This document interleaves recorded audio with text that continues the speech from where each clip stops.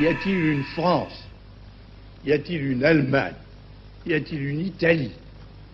Y a-t-il une Hollande? Y a-t-il une Belgique? Y a-t-il une Luxembourg qui soit prêt à faire sur une question importante pour eux, au point de vue national et au point de vue que ça leur serait commandé par d'autres? Est-ce que le peuple français, le peuple allemand, le peuple italien, le peuple hollandais, le peuple belge, le peuple luxembourgeois sont prêts à se soumettre à des lois que voteraient des députés étrangers, dès lors que ces lois iraient à l'encontre de leur volonté profonde? Ce n'est pas vrai. Il n'y a pas moyen, à l'heure qu'il est, de faire en sorte qu'une majorité puisse contraindre, une majorité étrangère, puisse contraindre des nations récalcitrantes.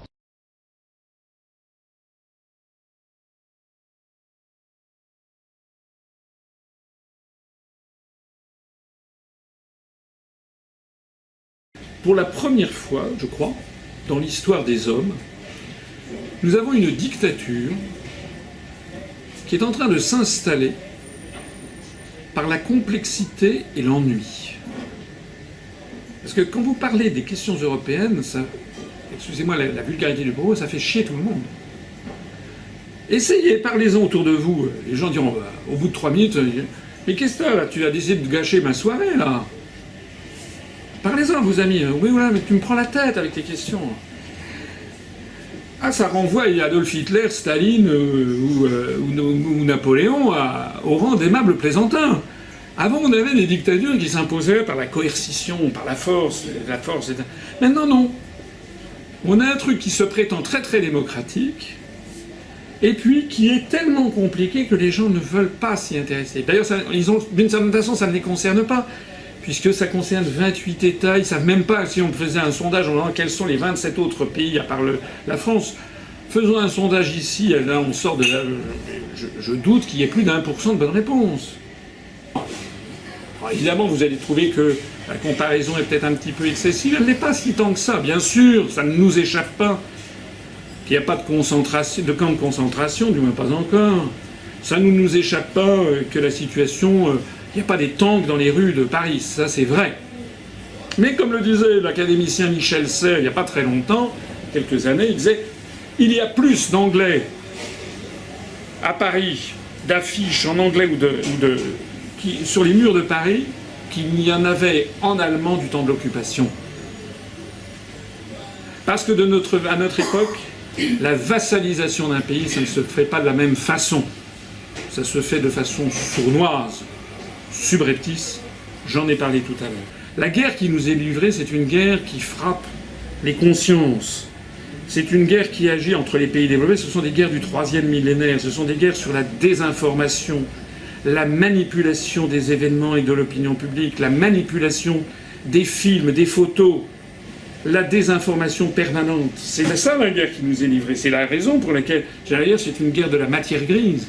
C'est la raison pour laquelle il est important, il est fondamental que les Français fassent ce travail qui consiste à aller écouter des conférences. Et d'ailleurs, ce travail est en marche, pas seulement d'ailleurs avec nous, mais vous savez qu'il y a un phénomène sociologique très important, qui est de plus en plus de Français qui zappent et qui laissent tomber le TF1 20h pour aller voir les sites alternatifs sur Internet, et notamment le nôtre.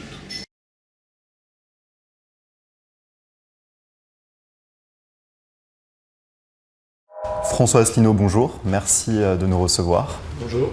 Vous êtes le président de l'Union populaire républicaine, un parti que vous avez également fondé le 25 mars 2007, une date anniversaire, 50 ans de la signature du traité de Rome qui instaurait la communauté économique européenne. Ce n'est pas une date que vous aviez choisie au hasard, puisque la pierre angulaire de votre programme, c'est justement l'Europe, ou du moins la sortie de l'Union européenne, que vous estimez impératif pour rendre à la France, je vous cite, sa liberté, son indépendance et sa souveraineté.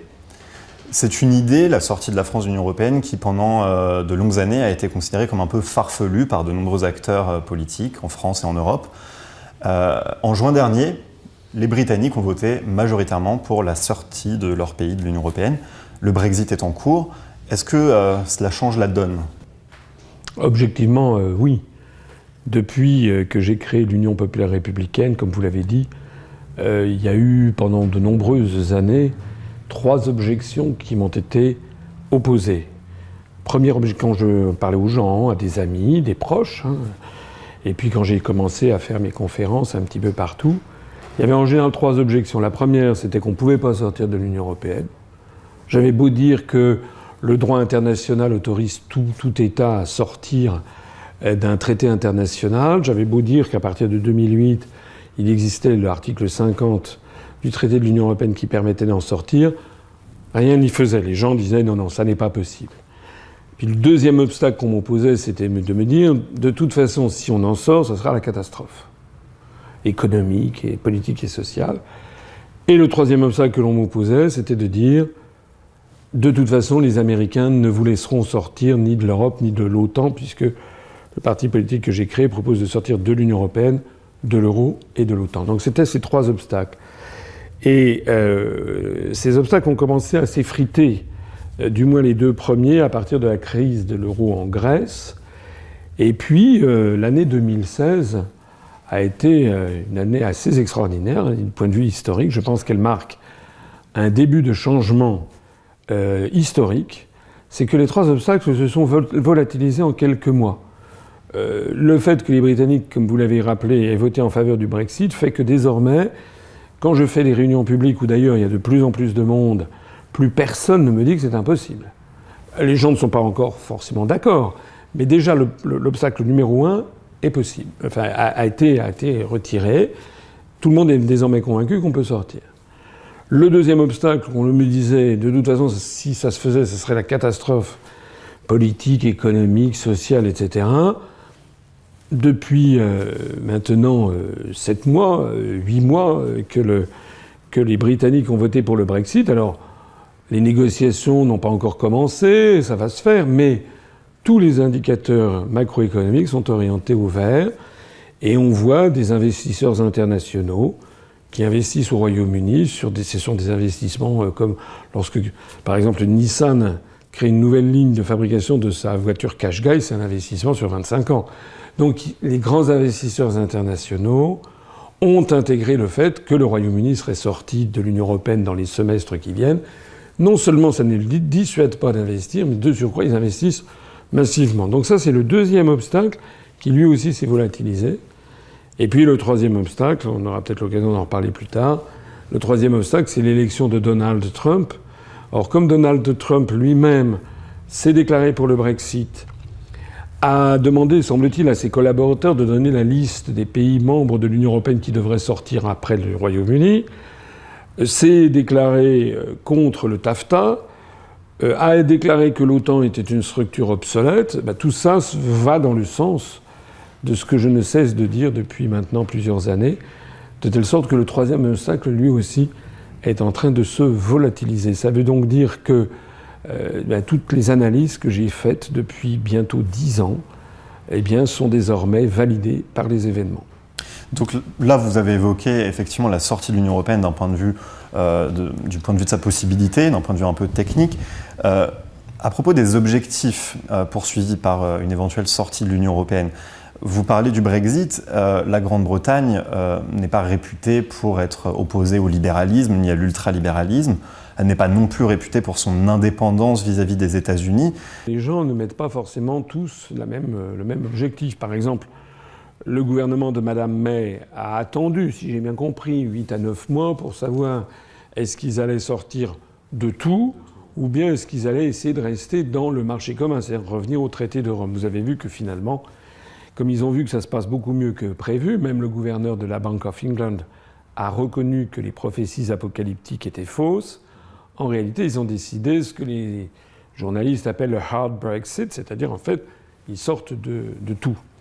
Et pour parler toujours du Royaume-Uni, le gouvernement de Mme May n'a pas du tout prévu de sortir de l'OTAN. Donc nous avons des points communs, mais pas tout, on a des points de divergence. Je crois quand même que le point commun fondamental à tous ceux qui veulent sortir de l'Union européenne, c'est pas tellement une question libéralisme, ultralibéralisme, c'est fondamentalement une question de démocratie. Voilà. C'est-à-dire sortir de l'Union européenne. Moi, d'ailleurs, le mouvement politique que j'ai créé a comme slogan l'Union populaire républicaine, l'union du peuple pour rétablir la démocratie. Parce que on ne peut pas avoir de démocratie dans le cadre de l'Union européenne, tout simplement parce qu'il n'y a pas de peuple européen. Il n'y a pas un démos. Démos, c'est le peuple. Il n'y a pas de démos européen. Les peuples d'Europe, les 28 peuples d'Europe ont des histoires, des langues, des visions du monde, des histoires politiques, syndicales, une géopolitique, des intérêts économiques et géopolitiques divergents dans tous les domaines. Donc pour avoir une politique commune entre ces 28 États, vous êtes obligé d'avoir une structure qui dicte ce qu'il faut faire. Ça s'appelle une dictature, et ça n'est pas un terme polémique, c'est exactement ce qu'on appelait une dictature sous l'Antiquité, c'est-à-dire un expert ou un groupe d'experts prétendus qui dit voilà ce qu'il faut faire, c'est exactement la Commission européenne.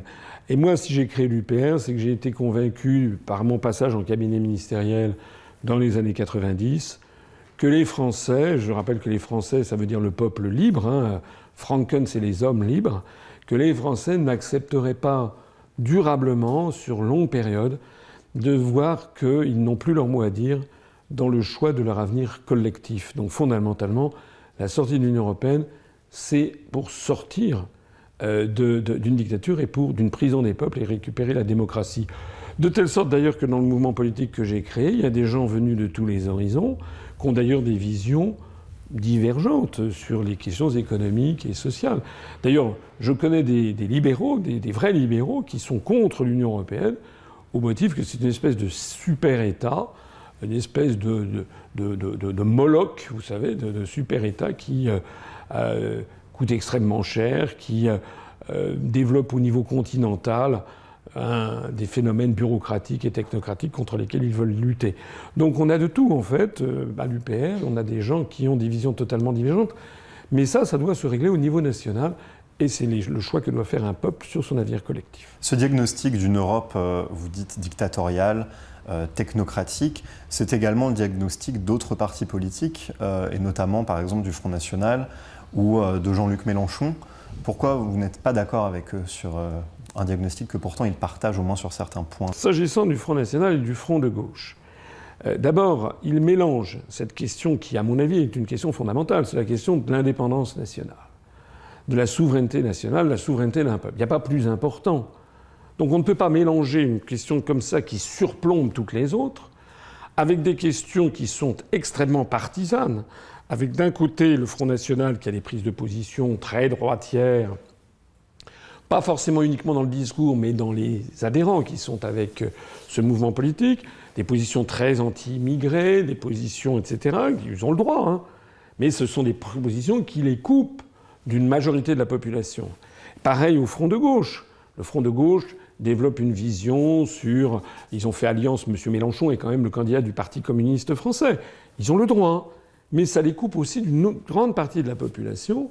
Et nous, on dit que tant qu'on restera dans ce système, on n'arrivera jamais à avoir un rassemblement d'une majorité de Français pour sortir de l'Union européenne. Donc la première chose que je reproche au Front de gauche et au Front National, c'est de ne pas dégager une hiérarchie de priorité, de ne pas admettre qu'il n'y a rien, je dis bien rien, de plus important que de mettre de côté nos divergences pour se focaliser sur ce qui est le plus grand dénominateur commun de tous les Français, c'est-à-dire la souveraineté et l'indépendance de la France. And slowly and surely